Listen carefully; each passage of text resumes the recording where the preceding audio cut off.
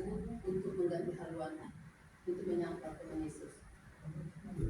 Jadi iman kita itu wujud ketika apa? Ketika kesibuk-sibuknya kita Bapak Ibu di pagi hari ketika bangun tidur berkampus bangun tidur, masih sanggup Pak? Masih adakah kita sebentar lagi kita saat itu apa dapur dikerjain? Ketika kita mengambil sikap belakang dapur dulu dikerjain, kita punya iman yang konsisten kepada Tuhan. Harusnya kita tetap begitu bangun tidur masih tetap mewasatukan adalah saat tidur dulu. Sekalipun banyak pekerjaan, sekalipun waktu mengejar, siapa suruh tidak bisa membagi waktu? Apakah kita bisa menjaga ketulusan kita sebagai yang mengakui kita pengikut Kristus?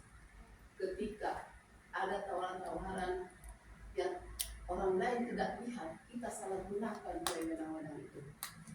Apakah kita bisa menjaga ketulusan hati kita sebagai pengikut Kristus?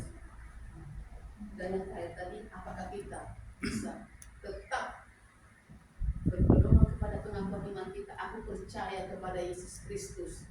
Ketika tantangan, godaan dunia, ketika seseorang itu belum berumah tangga misalnya, tapi ketika ada seseorang yang mempunyai jabatan, yang mempunyai harta lebih banyak, yang memungkinkan, kita tergoda, kita tinggalkan iman kita itu jodoh, masalah jodoh.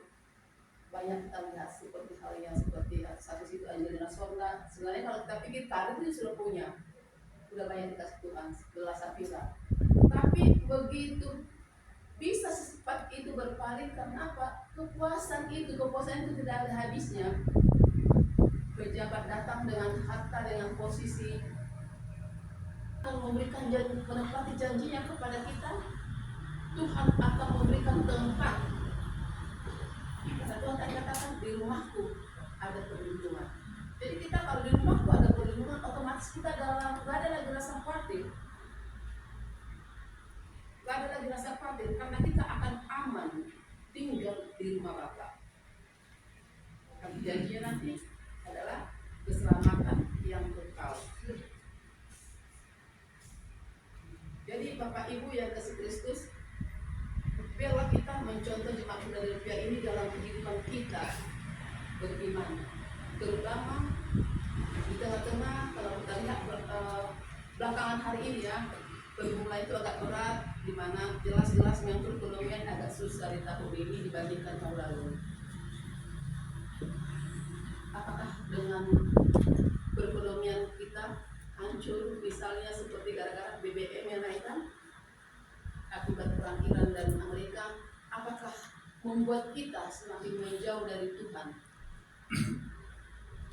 Harusnya kita harus semakin dekat, harus mencari hadirat Tuhan lebih dalam lagi, sehingga begitu besar pun tekanan-tekanan, himpitan yang tidak alami di tengah-tengah pergumulan kita itu, tapi ketika kita yakin kepada Tuhan Yesus Kristus penolong kita satu-satunya, percaya Bapak Ibu, kita akan diselamatkan.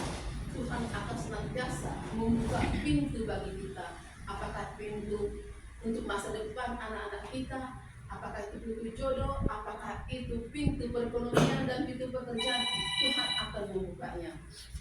Dan jika Tuhan yang membuka, Tuhan juga yang menutup. Artinya apa?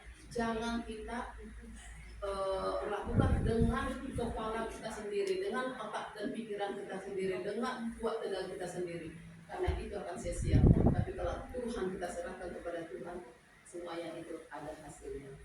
Terima kasih kiranya firman Tuhan pada